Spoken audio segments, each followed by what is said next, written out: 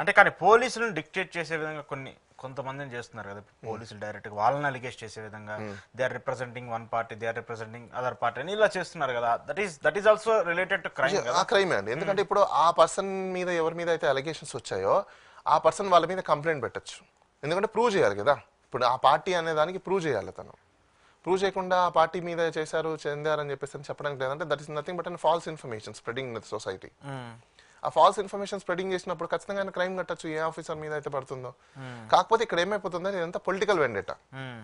ఇప్పుడు కొన్ని పొలిటికల్ పార్టీస్లకి కొంతమంది సపోర్ట్ చేయడం, అంటే కొంతమంది ఆఫీసర్ ఫేవర్ గా పనిచేయడం. అంటే ఇక్కడ ఏమైపోతుంది, ఆఫీసర్ కొంచెం ఫేవర్ గా పనిచేస్తే వాళ్ళకి పూసేస్తున్నారు.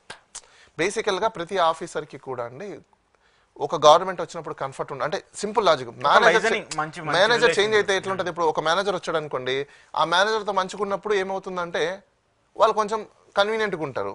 ఇంకో మేనేజర్ చేంజ్ అయ్యారనుకోండి ఇన్కన్వీనియన్స్ ఉంటుంది. అంటే కమిషనర్ కలెక్టర్లు మారుతుంటారు. ఒక కలెక్టర్ వచ్చినప్పుడు ఒక ప్యూన్కి కంఫర్టబుల్గా ఉంటుంది, ఇంకో ప్యూన్కి కంఫర్టబుల్ ఉండదు. ఎందుకు? డిపెండ్స్ అపాన్ అది వాళ్ళిద్దరి మధ్యన అక్యుటెన్సీ, అది కామన్ జరుగుతుంది. అది దాన్ని పెద్దగా అంటే నాకు తెలిసినంత వరకు సమాజం ఇప్పుడు రైట్ రూట్లో వెళ్తుందా రాంగ్ రూట్లో వెళ్తుందా అంటే 100కి 100% రాంగ్ డైరెక్షన్లోకి వెళ్తుంది. ఎందుకంటే ఈ మధ్యకాలంలో చూసుకునే లాంగ్వేజ్ ఇక్కడ మాట్లాడే వాళ్ళది తప్పే, మాట్లాడించే విధంగా ప్రేరేపించిన వాళ్ళది ఇంకా పెద్ద తప్పు. నేను ఎందుకు ఈ విషయం అంటున్నాను పెద్ద తప్పు అంటే, మీకు నేను కొన్ని వీడియోలు వినిపిస్తాను మీకు పర్మిషన్ ఇస్తే. Political is anything will be political. yes అది ఏ పార్టీ అయినా సరే, ఇస్ ఇట్ ఎవరండి ఏ పార్టీ అయినా వాళ్ళు ఇప్పుడు మనం మాట్లాడే పదజాలాన్ని బట్టి, మనం మాట్లాడే లాంగ్వేజెస్ ని బట్టే బేసికల్ గా దాని యొక్క ఇంటెన్సిటీ అనేది ఇంకొకటి నేర్చుకుంటారు. మీకు బెస్ట్ ఎగ్జాంపుల్ ఒకటి చెప్తాను. ఇప్పుడు జనసేన పార్టీ ఉందండి. జనసేన పార్టీలో పవన్ కళ్యాణ్ గారు ఒక హీరో, రైట్? ఆయన సినిమాలు చూసి మనం చాలా మంది చూసాం, పిల్లల్ని కానీ లేకపోతే చాలా మంది వాళ్ళు ఇలా ఇలా అంటుంటే ఎక్కడ నేర్చుకున్నారు అంటే మేనరిజం ని సినిమాని చూసి నేర్చుకుంటారు. అంటే ఇదేంటి? It's nothing but an influence. ఆ ఇన్ఫ్లుయెన్స్ లో మంచి ఉంటది, చెడు ఉంటది, రెండు ఉంటాయి, రైట్? ఇక్కడ మీకు చిన్న ఎగ్జాంపుల్ చూపిస్తాను. ఈయన ఒకటి చెప్పాడు,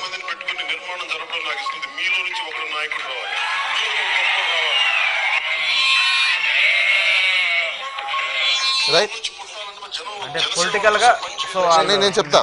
ఇప్పుడు ఈయన జనంలో నుంచి రావాలి నాయకులు, మీలో నుంచి రావాలి కార్యకర్తల నుంచి రావాలనేది నాయకులు అని చెప్పేసి అని ఈయన ఒక సందేశాన్ని ఇచ్చాడు. ఆ సందేశాన్ని అక్కడున్న కార్యకర్తలు కావచ్చు లేకపోతే ఆయనకు ఫేవర్ గా ఉండే వాళ్ళు కావచ్చు నమ్మారు. ఇప్పుడు ఆయన నమ్మారు కదా, ఇప్పుడు ఆయన దాని మీద కట్టుబడి ఉండాలనా లేకపోతే వాళ్ళ అన్నయ్యని తీసుకొచ్చి ఇప్పుడు పెడుతున్నప్పుడు ఇది ఆయన నిజం చెప్తున్నాడు అబద్ధం చెప్తున్నాడు ఒక క్వశ్చన్ మార్క్. ఇలానే ఈయన మాట్లాడిన చాలా మాటలు ఉన్నాయి. ఏంటి? చొప్పు తీసుకొని చూపించడం, గుడ్డలిప్పు తీసి పరిగెత్తాల్సి చెప్పడము, లేకపోతే ఇలా రకరకాల మాటలు మాట్లాడున్నాడు, రెచ్చగొట్టే ధోరణి మాటలు, రైట్? ఇప్పుడు ఈ రెచ్చగొట్టే ధోరణి మాటలు మాట్లాడే ఒక వ్యక్తి మాట్లాడాడు అనుకోండి, సపోజ్ ఇప్పుడు ఈయన ఉన్నారండి. ఈయన కొన్ని సందర్భాలలో అప్పట్లో పొలిటికల్ క్యాంపెయినింగ్ టైంలో అప్పుడున్న మినిస్టర్ల మీద కావచ్చు, ఎమ్మెల్యేల మీద కావచ్చు, అందరి మీద కూడా ఈయన విరుచుకుపడ్డం అనేది మనం అందరం చూసాం, అవి లైవ్ లో ఉన్నవే. వాళ్ళు దానికి రియాక్ట్ అయ్యారనుకోండి, ఇప్పుడు ఈయనది ఒకటే అఫెన్స్ అన్నారు అనుకోండి, మరి ఆయనది ఇద్దరిది మిస్టేక్. మరి అబ్సల్యూట్లీ ఇద్దరిది ఒకటైనప్పుడు కేసులు ఇద్దరి మీద కదా కట్టాలి. ఆర్టికల్ 14 వైలేషన్ ఇప్పుడు ఒకరి మీద కట్టి సెలెక్టివ్ క్రైమ్ అనేది దట్స్ ఇల్లీగల్.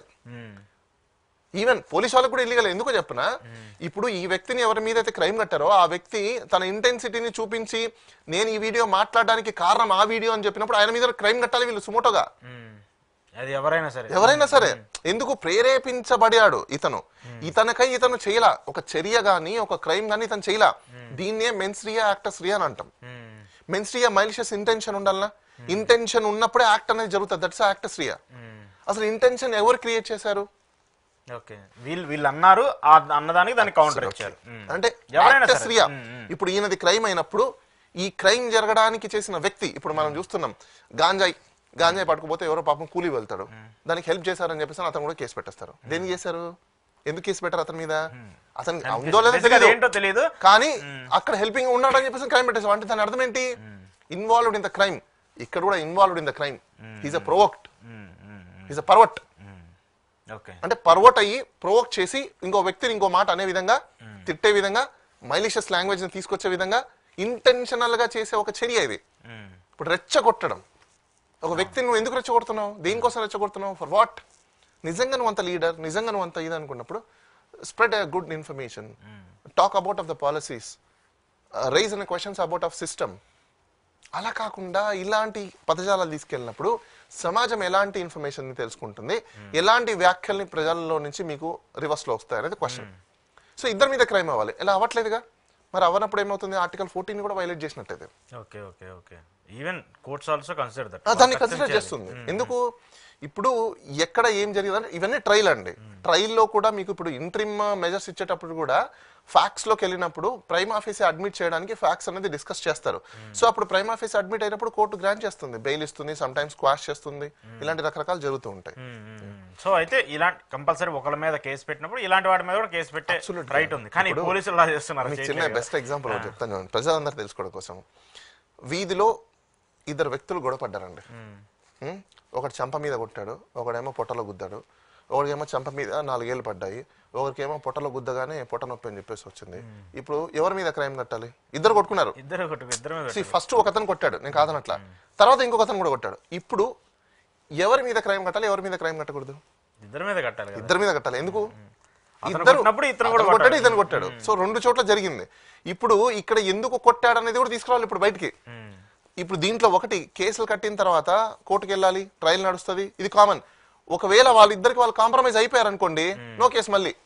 అవును, మేము సారీ చెప్పుకున్నామండి. ఇంకోటి మీకు చాలా మందికి తెలియని విషయం ఏంటంటే, పొలిటికల్ ప్రామిసెస్ కావచ్చు, డొమెస్టిక్ ప్రామిసెస్ కావచ్చు, cannot be enforceable by law. This is our established principle. ఇది అవి ఎస్టాబ్లిష్డ్ ప్రిన్సిపల్స్ ని ఎన్ఫోర్స్ చేయడానికి లేదు. అదే విధంగా ఒక వ్యక్తిని నేను కించపరిచాను అని అనుకోండి, సపోజ్ బాధ పెట్టాను, కించపరిచాను, దానికి ఎక్స్ట్రీమ్ రిజల్ట్ ఏంటి? Apology, sorry, it's a end of that issue. ఇప్పుడు ఒక వ్యక్తి సపోజ్ ఒక వ్యక్తిని కించపరిచేవారు మాట్లాడారనుకోండి, అతను ఇమీడియట్లీ రేపు రీజాయిండర్ వచ్చేసి ఐఎమ్ సారీ ఒకవేళ నువ్వు బాధపడింటే అని చెప్పిన తర్వాత, ఎవరో వ్యక్తి 10 రోజుల తర్వాత 100 రోజుల తర్వాత పోయి అది ఇది చూడకుండా అది చూసి పోయి క్రైమ్ కడితే అప్పుడు ఎవరు రైట్స్ పోయినట్టు? ఇప్పుడు అతను ఆల్రెడీ సారీ చెప్పేశాడా? అంటే ఇప్పుడు డిఫమేషన్ కి సారీ ఇట్స్ నలిఫై అయిందా? ఇంకో వ్యక్తి ఇది చూడాలా, ఈ వీడియో చూడాలా, సారీ చెప్పిన వీడియో, ఓన్లీ ఆ వీడియోని చూశాడు, ఎప్పుడు 1 ఇయర్ తర్వాత ఆయన పోయి కేసు పెడతాడు. అప్పుడు ఎవరు రైట్స్ పోయినట్టే? అదే ప్రాబ్లం ఇక్కడ. ఇప్పుడు నేనేమంటున్నానంటే, ఇంకోటి ప్రజలందరూ తెలుసుకోవాల్సిన విషయము, ఈ మల్టిపుల్ ఎఫ్ఐఆర్స్ అవుతున్నాయి కదా, మీరందరూ క్వశ్చన్స్ చేయండి. ఒక పోలీస్ స్టేషన్లో సపోజ్ ఇప్పుడు పోసాని కృష్ణమురళి ఎగ్జాంపుల్ కేసు తీసుకుందాం. ఈయన ఇప్పుడు ప్రస్తుతం ఉన్న డిప్యూటీ చీఫ్ మినిస్టర్ వాళ్ళ పిల్లల్ని తిట్టాడు, అబ్యూస్ వాడాడు, వాళ్ళ ఇంటి వాళ్ళని మాట్లాడాడు అనేది ఇష్యూ. మాట్లాడడం చేయడం అనేది ఎవరైనా తప్పే, మన దాన్ని సమర్థించాల్సిన అవసరం లేదు, కండెమ్ చేయాలి అది. ఇప్పుడు ఆయన అలా మాట్లాడడం తప్పు. ఈ వీడియోని చూపించి ఒక వ్యక్తి XY అనే పోలీస్ స్టేషన్కి వెళ్ళి క్రైమ్ కట్టాడు. క్రైమ్ కట్టిన తర్వాత ఎఫ్ఐఆర్ అయింది, రైట్, కంప్లైంట్ తీసుకున్నారు, ఎఫ్ఐఆర్ అయింది. ఎఫ్ఐఆర్ అయిన తర్వాత ఆయనకు నోటీస్ పంపించారు. ఈ అంశానికి సంబంధించినవన్నీ ఆ ఎఫ్ఐఆర్ కాపీలో రాసిస్తారు నీట్గా, రైట్, పొందుపరిచి ఉంటారు ఏ విషయం మీద అని చెప్పేసి. ఇప్పుడు ఇంకొక XYZ అనే ప్లేస్కి ఇంకో వ్యక్తి అదే వీడియోని పట్టుకొని వెళ్ళి కంప్లైంట్ చేయడానికి వెళ్ళారు. పోలీస్ వాళ్ళ డ్యూటీ ఏంటండి? తీసుకొని ఏంటి అనేది విచారణ. అసలు పోలీస్ వాళ్ళ డ్యూటీ ఏంటి బేసికల్ గా? ఇప్పుడు కోర్టులో సబ్మిట్ కాదు ఆ ఇష్యూకి సంబంధించి ఏదైనా ప్రాపర్ పోలీస్ సిస్టానికి సంబంధించి జరగాల్సింది అదే కదా. నేను చెప్తాను. ఇప్పుడు పోలీస్ వాళ్ళు ఒక క్రైమ్ వచ్చింది, క్రైమ్ కట్టారు, బాగుంది. ఇప్పుడు